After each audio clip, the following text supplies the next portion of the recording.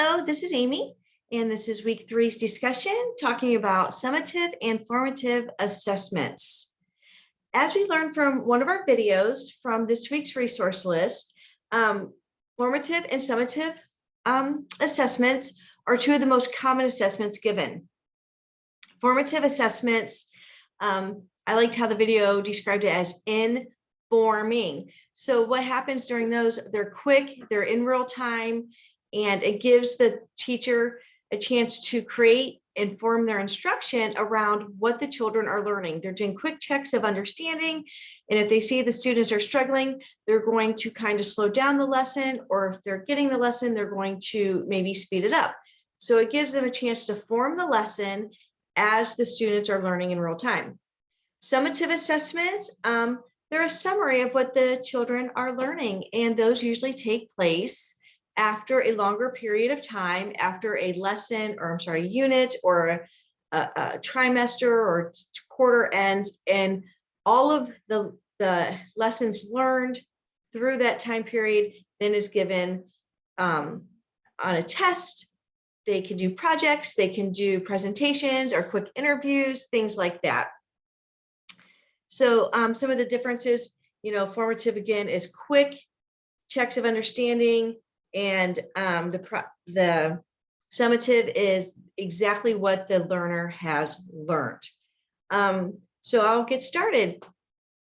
Two of the unique formative assessments that I think I would like to apply and use. Well, because formative assessments happen in real time, the assessments should be quick and easily given. One thing I would like to apply and really implement is the fingers up check. 1 finger if you understand it, 3 and 5 no, I need some help. And that's just a quick, after a part of the lesson is taught, hey, who understands this, who really gets this, and they can do their fingers. It's really quick. I can take a quick scan of the classroom or my space and see who knows or who's struggling with that material at that quick time. But I have a barrier. I might have some children who have dexterity issues and they can't hold up the 3 fingers. Holding up the 5 or a fist would work. So what I could do is make something that they can hold, like a paddle or something with a handle that they can hold up, and they can turn it around. Well, I would have it one side be a number 1, and the other side would be a number 3. And then they could hold up a whole hand or a fist if they really need help. So that's how I kind of overcome that barrier for that assessment. The next assessment I talked about would be, would be to play Kahoot. I think Kahoot is so much fun, and it would be a great way for the students to show me what they know in a fun way without it being work. And it would be, it's time consuming to get the game set, but once you have your game set, you can reuse them and just plop things in when you want to change. There are a couple barriers. The game might move too fast for some and too slow for others. So I would need to find a good speed to keep everybody engaged without getting frustrated or without getting bored. Some of the things I could do, though, besides the speed, I would have a TA or my paraeducator walking around and assisting some of the students, sitting with them and helping them, hit which arrow button or which button would need pushed on the Chromebook. And another thing I could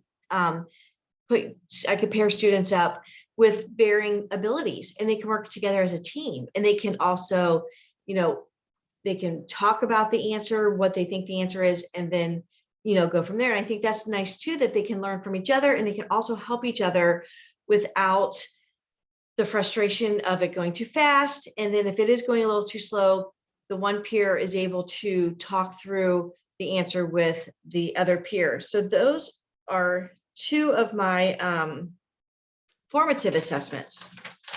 And because I'm in the Learning Center, I usually just can do formative assessments because I have them for quick amounts of time. So having a lot of formative assessments in my toolbox is such a great thing. I'm really glad we're doing this.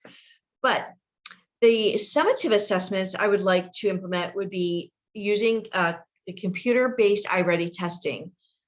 I like this because it's given at the beginning, the end, and the middle of the school year.